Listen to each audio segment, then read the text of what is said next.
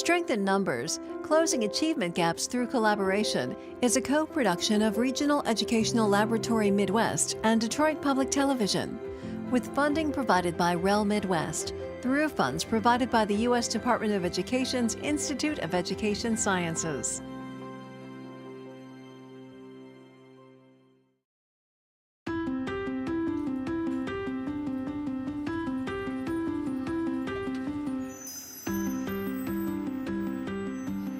We have students that are coming from all parts of the school district and throughout the city. And we also have students that live right across the street in the neighborhood.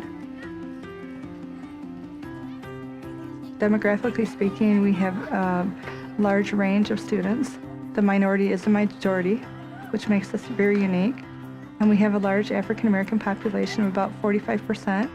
This is Dr. Nancy Lebowski, principal at Wexford Montessori Academy, mere minutes from the downtown Michigan state capital of Lansing.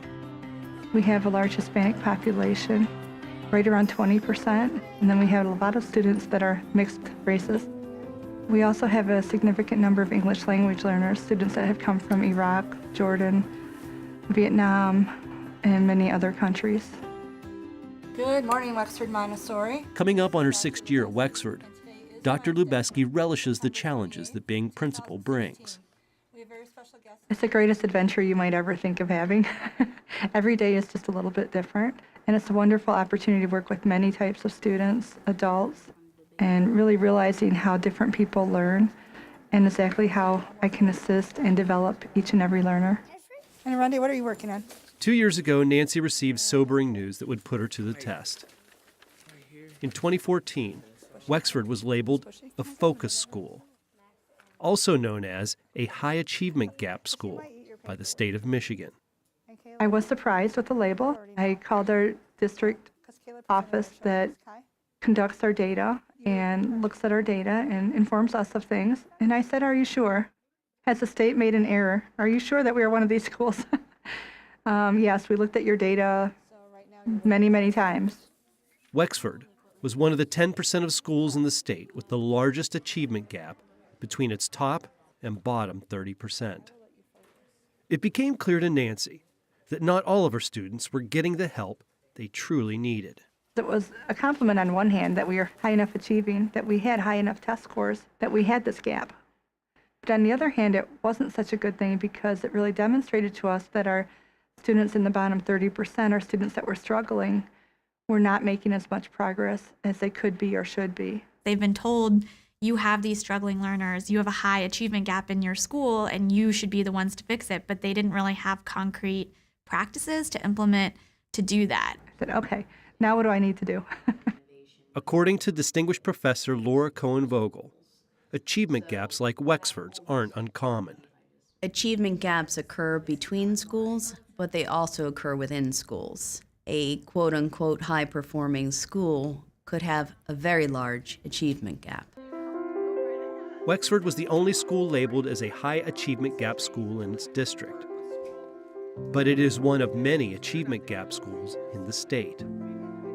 We now have about 130 achievement gap schools left in the state. This is Karen Ruppel with the Michigan Department of Education. At one time, we had over 400. These achievement gap schools have got it right for some students.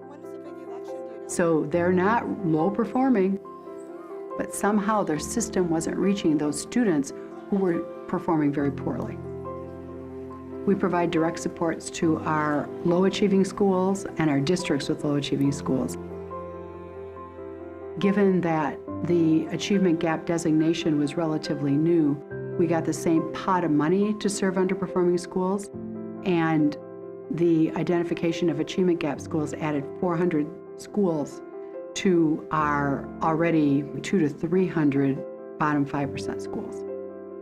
Which meant limited direct resources for high achievement gap schools like Wexford. That's when the Michigan Department of Education connected with REL Midwest to help achievement gap schools by introducing a process called continuous improvement. Continuous improvement. It's been around for decades in the manufacturing and health industries, but has only arrived in education recently. Continuous improvement really started on the factory floors of Japan.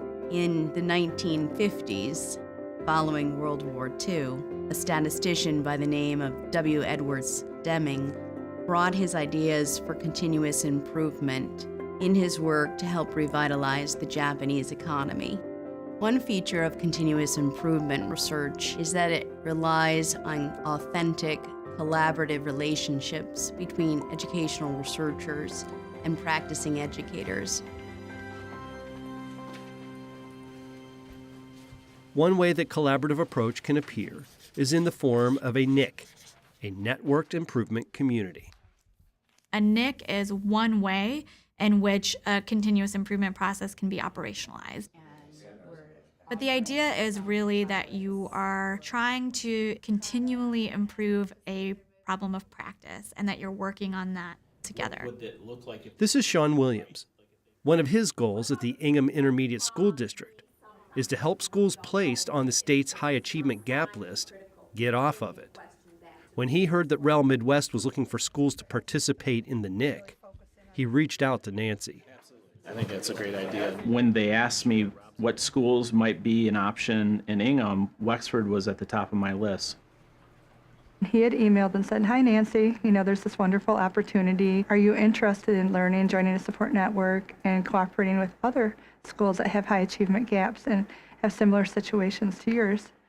And myself, I absolutely love to learn. I love to go to school, and this looked like a wonderful learning opportunity for me, as well as an opportunity to get connected with other schools across the state that were having very similar experiences that we at Wexford were having. Intervention's going well? It was like, yes, finally, I'm getting some help and I'm getting some direction. Participating in the NIC would be Nancy's opportunity to work shoulder to shoulder with other schools that had received the same sobering news about their high achievement gaps. Their work would put the continuous improvement process to work. One essential part of the continuous improvement research process is the Plan, Do, Study, Act cycle. Monica Bott was one of the facilitators in the NIC Nancy participated in, the Michigan Focus NIC. It's really looking at planning for a particular aim statement as a group and coming to consensus, which a lot of times can take longer than you might think. Doing whatever the intervention is that has been planned for and measuring it. Studying what the data is really telling you and then acting according to that. In the NIC, Nancy finally found the kind of collaboration and support she'd been searching for. Principals, district administrators, personnel from intermediate school districts, and Michigan Department of Education were all in one room, focused on the same problem. So when I felt like I was connected to a larger community within the NIC, it was very beneficial to me, knowing that other people were out there that were in a very similar situation, that I wasn't alone here at Wexford trying to make changes. Others were doing the same work. But for the NIC to work to its full potential, the group had to find out which achievement gap to focus on. But which one? Reading, science, math? The target wasn't clear just yet. We wanted to look at data use in a way that could be most effective for student learning. And most of the schools in the Michigan Focus NIC felt like their math achievement was an area in which struggling students could really use more support and more learning and more help, and where teachers could also use more support and guidance in how to address those struggling learners. And we realized when we were in the room listening to each other that almost all of us had issues with mathematics, which is not a surprise, as we know in the state of Michigan, students tend to perform lower in mathematics than they do in other subject areas, particularly language arts. They had narrowed their focus down to math. But even that was still too general. How would they even go about approaching it? After more digging, their target emerged. We had a math coach in the room who worked at the district level and said that from his perspective, one of the key levers of improving math achievement was to make sure that students were able to improve their math fluency. Math fluency. Part of it has to do with your math facts. More specifically, recalling your math facts. 2 + 2, 10 × 2, and so on, without hesitation. This is referred to as automaticity. Math fluency is an important part of success in higher mathematics.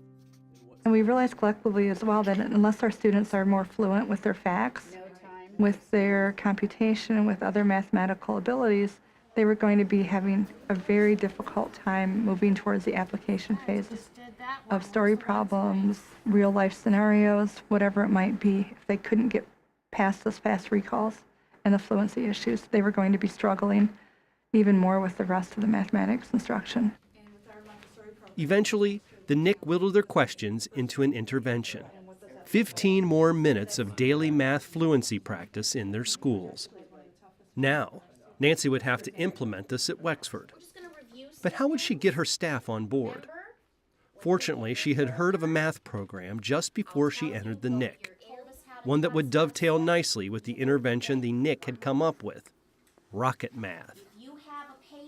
The reason that we so quickly fell on rocket math, at least for Wexford, is that some of the neighborhood schools we supported the previous year, we saw significant jumps in students' math computation skills. And so we knew that it was the right strategy in school environment in those neighborhoods. And so that really helped, having some preliminary data on the success with that program in Lansing. One of the beauties about a math fluency product like Rocket Math is students are tracking their own progress.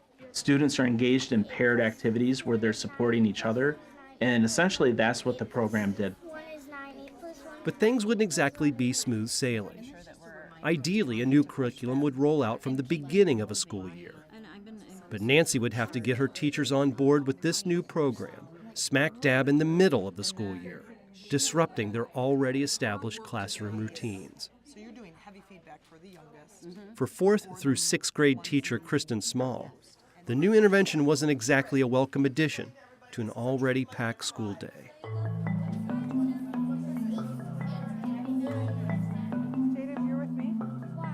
So I was very hesitant because we see things all the time being offered to schools from all over. I would like you all to be very patient because I have a lot of shout outs to do today. We got Dominique, Johnny, Julia, Audrey. I have to take a breath, there's so many here. Interventions, different things people set up outside of us that we're told to do. They come and go. They go because they're not effective, but now I've wasted a lot of time to set up the systems. So it's not that I'm not wanting change. In fact, it's exactly that I do want real change, that I don't want to be wasting my time with stuff that doesn't work. And their question to me was, one more thing, really? 15 more minutes every day. How do you think I'm going to do that? And I said, let's talk about it. Let's split into grade level groups and let's think about how we might be able to accomplish that and what that might look like in your specific classroom or at your grade level and see how we can figure out how to do this. Nancy placed her trust in her staff. Rather than dictating when to execute the intervention during the day, she let them decide on their own. We're not being told, do it because I said so, or do it until I tell you you don't have to anymore. It was, let's do this and see if this is going to work for the kids. But what did those 15 additional minutes of math practice look like for Wexford students? We get partners and we get these folders. The other people on your team test you, and you take the paper and you answer the questions. We do 2 rounds, so one for our partner and one for us.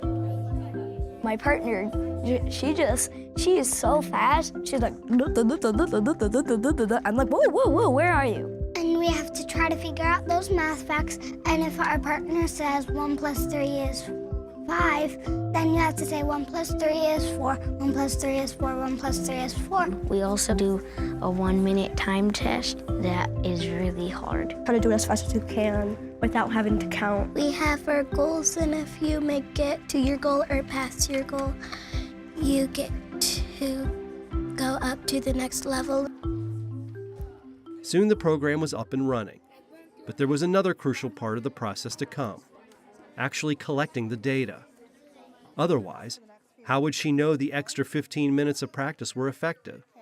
Luckily, her time in the NIC had equipped her for that too. This is a beautiful part of this process too. The NIC didn't just hand us another form, just go fill it out and bring it back to us. We spent time actually developing this tool that we used in the walkthroughs. So specifically for our situation, in other schools we use the same general walkthrough tool, especially in the beginning, to really measure what was happening. On a weekly basis, Nancy would visit every single classroom to see exactly what the extra 15 minutes of math fluency practice looked like for students and teachers. I would look at each individual fluency times, looking at those additional 15 minutes and really looking at what was happening within those 15 minutes. Were students engaged? Could they articulate the learning objective? Were they spending increased time on task? I would write down things that I saw that they were doing extremely well. I would write down some questions that I might have, food for thought, and then I was always available for teachers so that we could discuss freely what was happening with those additional 15 minutes.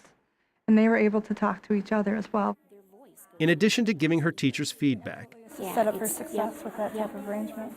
Nancy would take her observations back to the NIC meetings, where they would come up with more ways to make data collection more precise.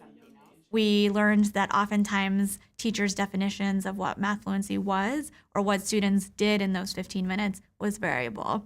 And so we were able to move from just a checklist of yes or no at the classroom level, from students were able to practice their skills or not, to what are students actually doing in those 15 minutes. And I think it led to some really rich conversations about what it means to practice your math fluency skills and what it means to do that well and what it means for a teacher to support struggling students in a way that's most helpful and efficient.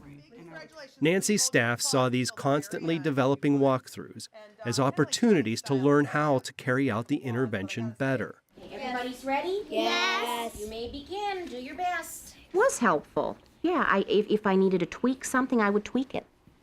Maybe all the students weren't engaged, so I'd look at the partnering. And was the partnering working? Were they too close of friends and they just played around a lot? Was one partner at a higher level and one at a really low level? Did one partner not have enough patience? So I would look at the partnering and see how I can get them better engaged. The instant feedback also made the teachers at Wexford feel they were being truly supported.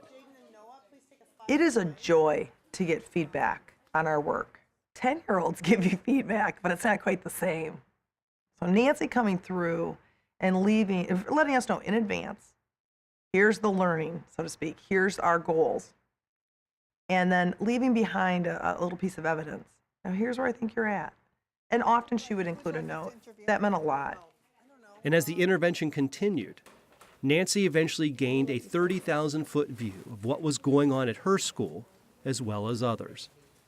I think in the past in education, we've collected a lot of data that isn't necessarily useful for teachers. So for example, when you have a standardized test and get that achievement score in the fall after your students are already gone, that's useful information, but not for the teacher in that actual moment.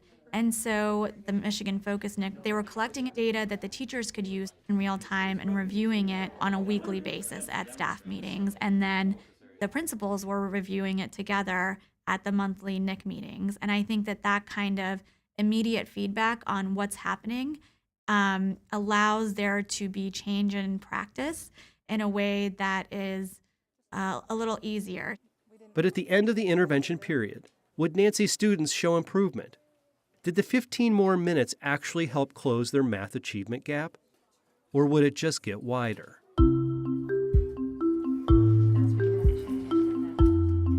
In the beginning, the gap actually gets bigger because what happens is schools instill really good instructional practices, or they employ new interventions that are really targeted at the needs of their students. But the students that already have a lot of capacity, that are already doing well in school, they benefit at a faster rate than everyone else. Overall, Nancy saw more enthusiasm from her staff and her students. Students were very excited about mathematics. I could hear them clapping for each other in the classrooms when they reached their goals. They were cheering each other on. I saw a renewed excitement for mathematics across the school, not just by the teachers, but by the students and by the families. I see them helping each other and encouraging each other. Once the children understand why are we doing this, they become more accepting of it. But what about the numbers, the concrete data? Would it support the visual evidence Nancy and her staff witnessed during those 3 months? We did notice up to an 18% increase in some scores by some of our students. We increased fluency for all of our students, not just our students that were struggling or not achieving as well as other students. For Wexford, the first round of the intervention was just the beginning. If you're looking at results from a standardized intervention, you do have to give it time. But I do wonder if after 3 months of implementation, you can do a dipstick and say, are we seeing anything? Are we seeing improvements in any of these classrooms? And to then figure out if some and not others, why, and do that inquiry into that, and then, recommit to re-implement for another 3 months. I think you could see results. Maybe not huge results in 3 months, but within 3 months, you should be able to see if there's any kind of positive trend, however small.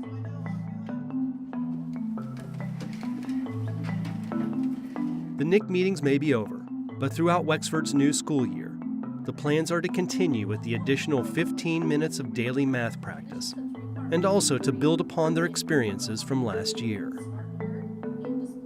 Imagine what power there's going to be now that teachers understand how to teach it. Students have learned the routines. They're going to start in the beginning of the year and go for 9 months. We expect to see a lot of progress. We can sit with our colleagues and talk about, well, this worked in my classroom, this didn't work in my classroom. What did you do in your classroom that worked? What can I do differently? The research very clearly shows that teachers collaborating on what they're teaching, how they're teaching it, how they're assessing it, can be more successful with student achievement and fidelity of implementation than teachers who are doing things on their own. It took Thomas Edison over 1,000 times to perfect the light bulb, and I'm most certain it will not take us 1,000 times to perfect this. Because the networked improvement community is such a different way of approaching both research and practice in collaboration, it was really interesting for me as a researcher to be a part of the process because we developed this together. And as a result, I remember Nancy coming in and saying, my teachers are so excited. They've been looking to improve their practice. And so I think that Wexford's participation in the networked improvement community gave them something that they could do and something they could do together that they were really excited about. She brought us an idea.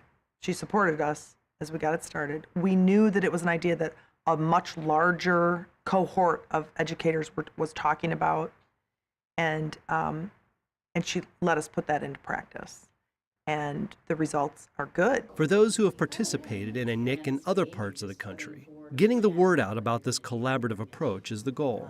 Over the last year, I've participated in a NIC around boosting the teaching of continuous improvement in schools of education. Working together with other faculty from around the country, we designed and tested new curriculum. So one day, all the leaders who are preparing to work in school and district offices will know the approach. The idea of this wasn't to be a one and done. We weren't going to do this in last spring and then never hear about it again. We want to continue it. People have to experience this type of model. And I think it also increased the comfortability with the different entities to work together in that way. We're making some strides in general, but they're not nearly big enough in light of the fact that enrollment is changing so much and so fast. The time is now to try something new, and continuous improvement offers that new path forward. A path to closing achievement gaps that Nancy is confident will become clearer the more she invests in the process. I feel that we are not going to close the achievement gap within 5 weeks, 10 weeks. It's not going to work that way. It's a process of learning, a process of continually improving our practices so that we can continue to do the best better. And not as a Band-Aid, quick do this and we're done, looking at continuing the process of learning, of growing, of better supporting our students over time, and then really looking at, okay, is this still working? For Nancy, although the numbers are important, it's what she's learned and been able to share that has been most valuable. I think that the work that we have done with NIC is an excellent model of how we as adult learners need to continually push ourselves to learn. We take this right back down into our classrooms and work with our teachers and our students to really make these changes happen. We have to keep learning from others, from research, etc. And it was nice because when I participated in NIC, I became an adult learner again. I was learning new things, and not only was I learning, I would go back teaching my staff those new things. My staff would learn new things, they would go back and teach their students the new things. So it's this domino effect of continual learning, which is very, very invigorating, refreshing, and much needed in education.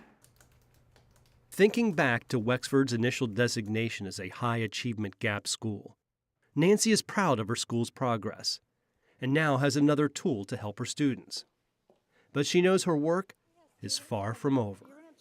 So I'm very pleased that we now have a model that we have the freedom to examine different factors and try different instructional strategies that may or may not work. The end goal for me is not only closing our achievement gap, but ensuring that each and every student reaches their full potential, that we are giving them the necessary tools, the necessary support, and the environment in which they can excel.